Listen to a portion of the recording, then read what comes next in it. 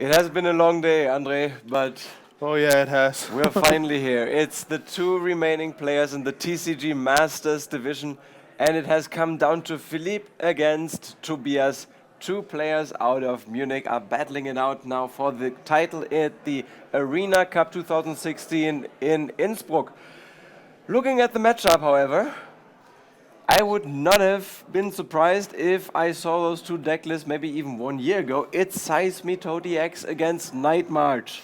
It feels like back in the day where we've had so many new sets coming out, and we're still here looking at Seismitoad's Quaking Punch against Night March, Joltik, and Pumpkaboo. But here we go. Are you ready? I'm ready. Let's get down to this. We see players are shuffling it up, waiting on that final sign from the head judge to battle it out to become the Arena Cup champion here in Innsbruck.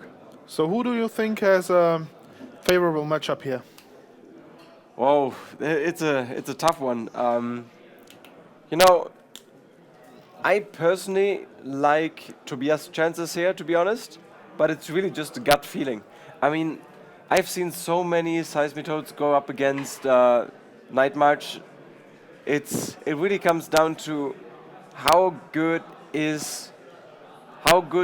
of a start is Tobias able to get down to.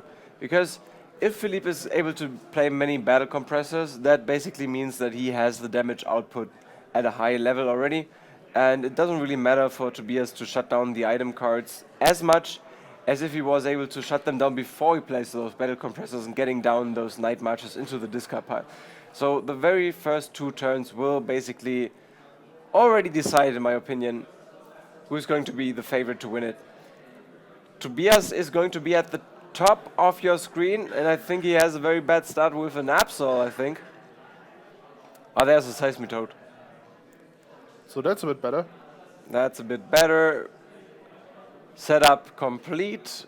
Now let's hear it from the head judge to kick things off.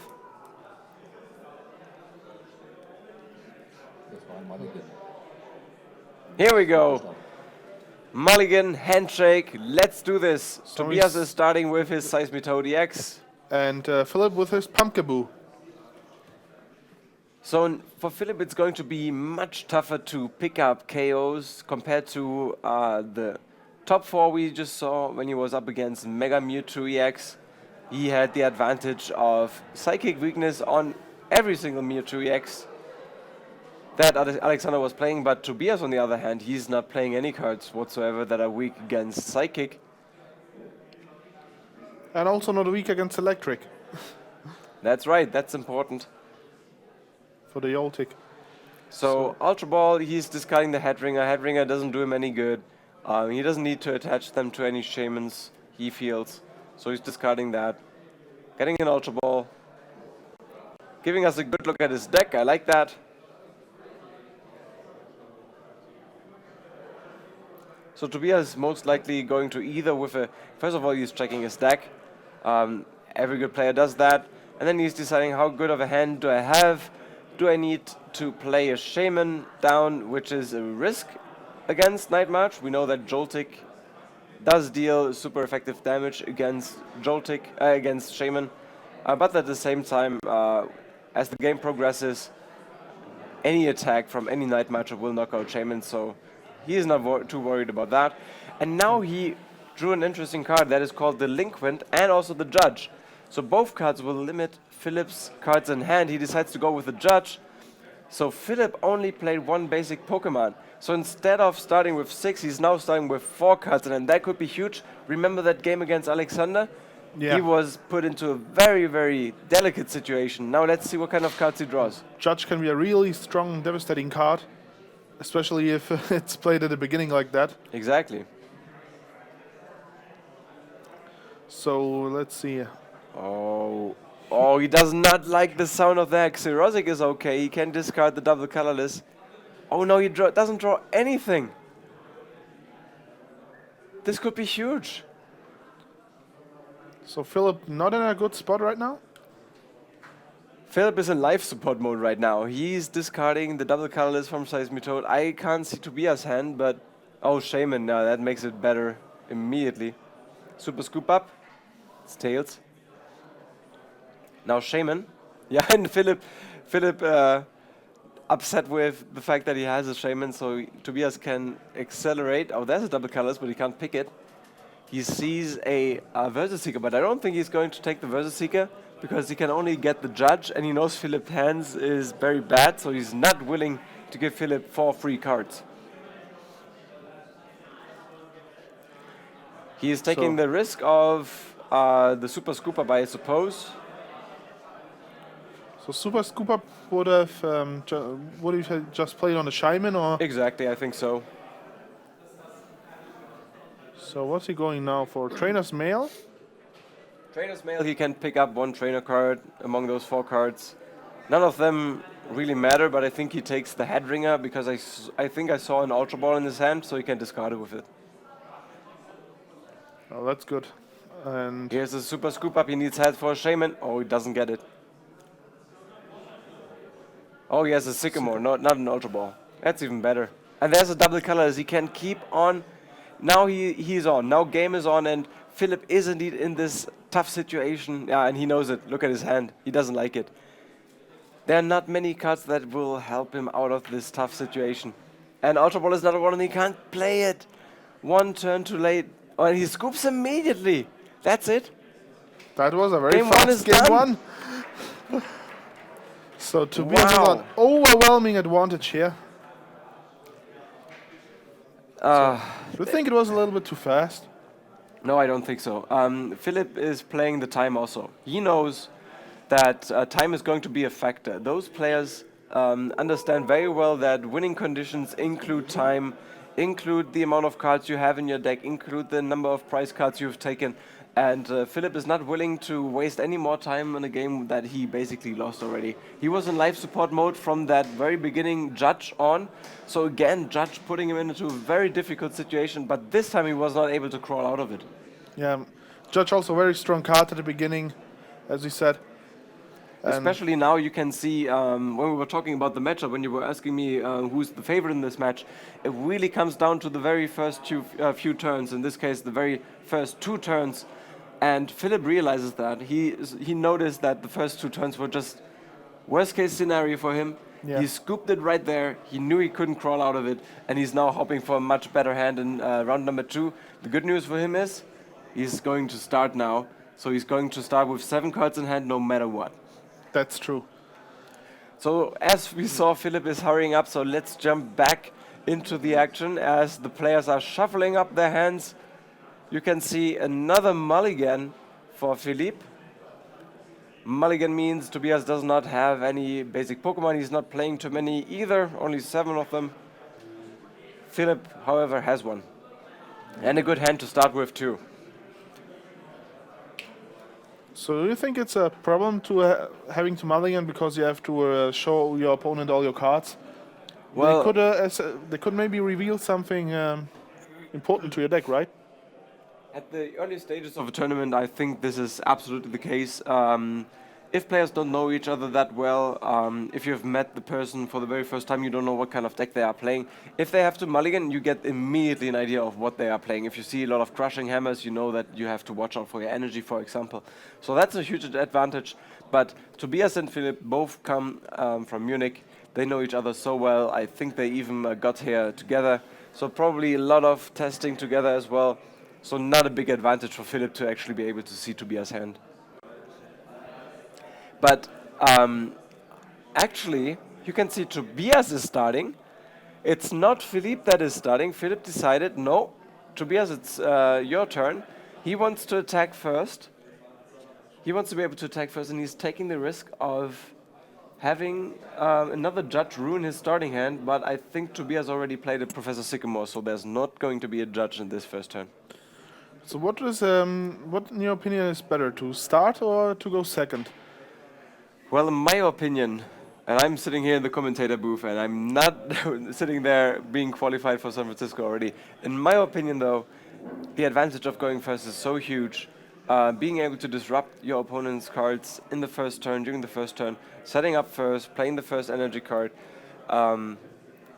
However, Night March is that one deck that you might want to consider to concede being able to go first, because you are able to launch attacks in the very first round that are so heavy that you can actually pick up knockouts from the very first turn on. And at the same time, Quaking Punch is not going to be an option for Tobias during his first turn because he's not allowed to attack. They're giving Philip a huge turn with his item cards to discard his Night Marchers. So have you seen if he has the card where he can discard 3? So Philippe is at the bottom, so his Night March turn is still to come. So we'll see how many Night Marches he's going to be able to discard. Tobias, on the other hand, is trying to set up a couple of Seismitoads here. He has a double colorless, he's not playing it. He's keeping it for now. He can attach it next turn to the next Seismitoad in case this one is going to be not act. But now here's Philip's turn, and this one is going to take a while. So sit back, relax, grab a newspaper, grab a cup of coffee. So we see 2 Night Marchers in the prize pool. There's Joltik and Lampent, exactly. There's another Lampent in Philip's hand. Maybe he decides to discard it using his Ultra Ball. There we go. Floatstone or another Acrobike. He goes with Acrobike, plays it. Another Ultra Ball. Now it's Ultra Ball time, I think. He is probably going to pick up a Shaman. Discarding the Pumpkaboo in the process. Oh, and another Ultra Ball. So he's only going to play 1. So Pumpkaboo, usually the Pokemon you want to have on the field, right? Well, in this case, you want to start with you want to play Joltik because Joltik is actually able to launch Night March attacks for only 2 double colorless, for 2 colorless energy, and Pumpkaboo requires 3 energy. So Joltik is going to be Philip's favorite here, but maybe he's also thinking, you know, I'm gonna find more Pumpkaboos if I need to have more HP down the road. I have to discard this one now because I don't have any in my discard pile just now. He really needs to find those battle compressors. There's one, but he decides to go with the Ultra Ball instead. That's interesting. So what is he fishing for? I don't know yet. Another Pumpkaboo. Another Pumpkaboo.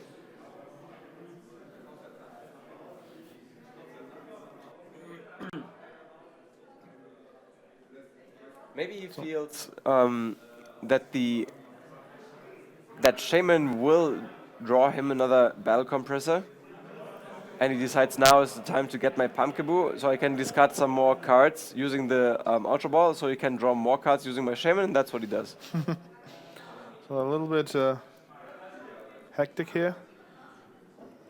So now checking the discard pile, he drew a card which allows him to actually put one of the basic Pokemon in Tobias' discard pile onto his bench, but there's none yet, I think. Oh, another Trainer's Mail. Now you get the battle compressor. Now he's playing it. No need to shuffle that deck, Philip. Yeah, here we go. So this could be a huge turn, right? It is. Night Marching turns, turn 1s, usually last for like 5 minutes. And now his start is much better already. So, as I said, the first 2 turns decide on which direction the game is probably going to go, and this one is leaning towards Philip. You think you'll have enough Marchers to KO this Seismitoad? We will find out soon. He hides them from us again. And of course he needs the energy. I think he has 4 now. Oh, he has another Shaman on his bench.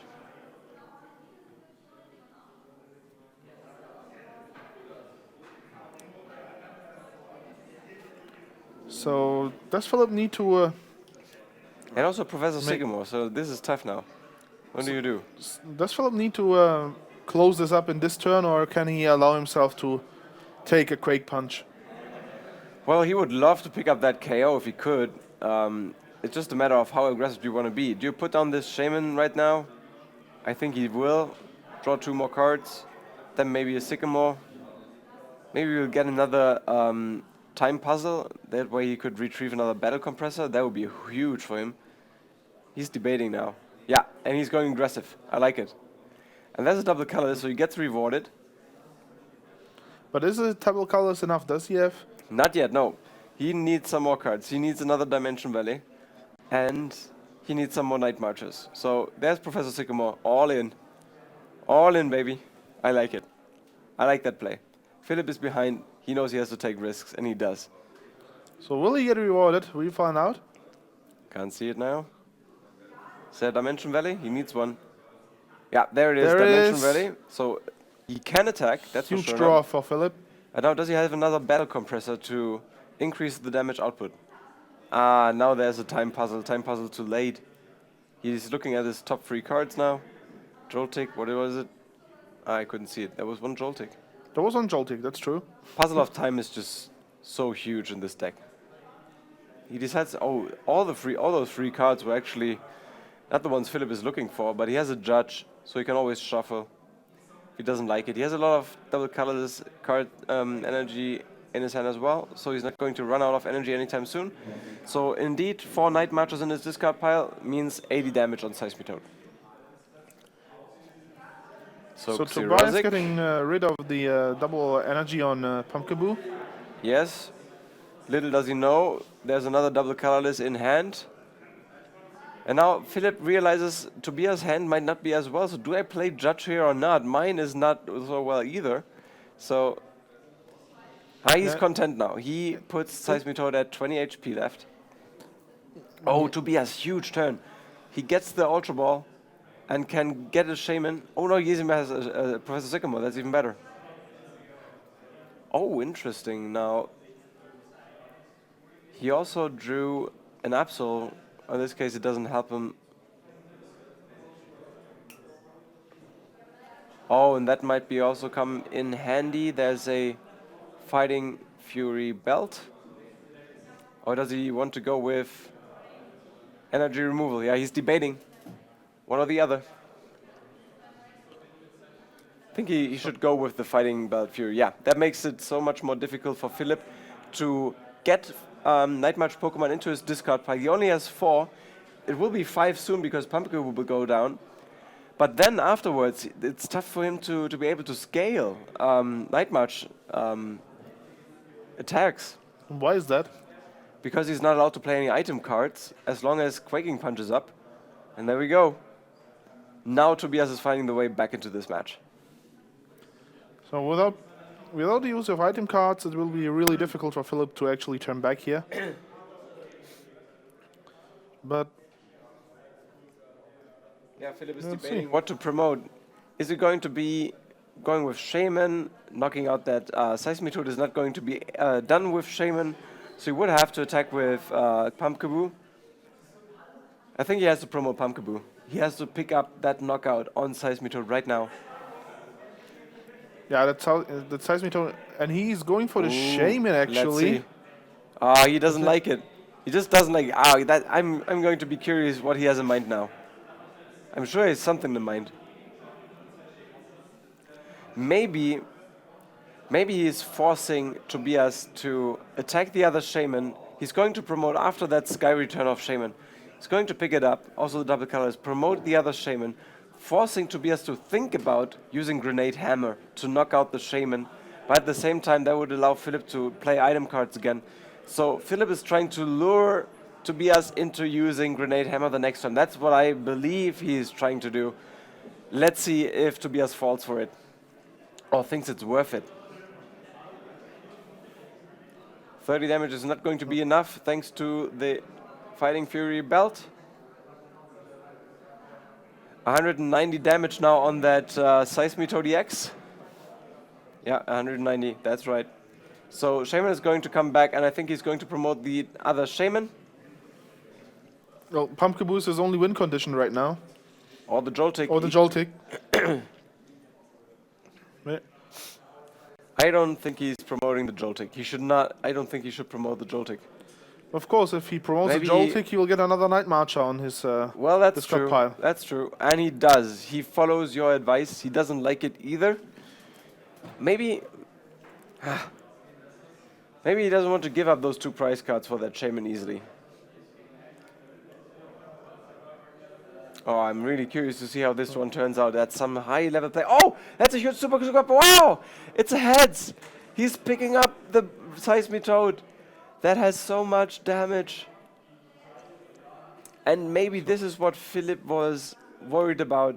So Shaman EX would not have been able to knock out that Seismitoad next turn because it was scooped up. And now Tobias has a very clean advantage. No prize cards drawn from Philip. Tobias has gotten 2. Philip is not able to play any item cards. I think this is all but over. Yeah, it certainly doesn't look good for Philip here, going in with the other Pumpkaboo, but can it be enough to knock out the Seismitoad? I don't think so, actually. He has energy to fight back and he also has a Shaman. So as long as he can keep up the energy supply, he can keep attacking. Yeah, but he does not get enough. He doesn't get enough burst with the item cards locked by the Seismitoad. That's true. It's just not enough. Let's see if Tobias is able to pick up another Seismitoad. There we go. Oh, that's Tails. Now he goes with a Versus Seeker. What is he looking for? Xerosic, so discarding another double colorless. I think 3 double colorless already discarded for Philip. He's looking for the case double colorless energy to keep attacking.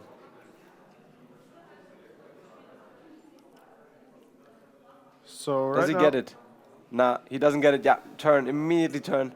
And Tobias knows this match is all but over.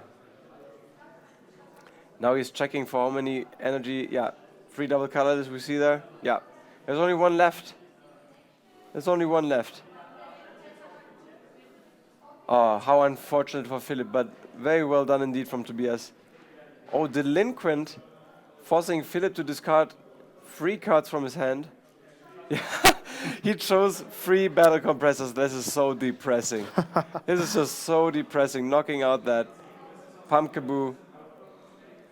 Yeah, now, does he go with another? I think he should promote Pumpkaboo. Yeah, I think Pumpkaboo can take another hit. Yeah, that's right. But can he really come back here right now? What is the best option for Philip to still? Well, first of be all, in he this needs game? energy. Without the energy, he can't knock out that Seismitoad, and there's always the danger of Tobias getting another Super Scoop Up or AZ, picking up that Seismitoad. Philip has to draw a prize sometime, but I think it's all but over. You can tell from his demeanor. Yeah, I don't know any win condition anymore. So I think we're close to the end of the Seismitoad game all right now. over again. Ever since Seismitoad's release, it just never disappears. You just can't get rid of it. So It's so amazing. I think it's a bit Oh, overpowered. nice top deck from Tobias. Another double colorless. Oh yeah, and Philip is shaking his head in disgust. Oh, he has another one in his hand though. The top decks are real here. Indeed. Oh, and there is another head ringer. Even if Philip finds that double, He yeah, he's scoops extending his up, hand. Well done. Very well done from Tobias.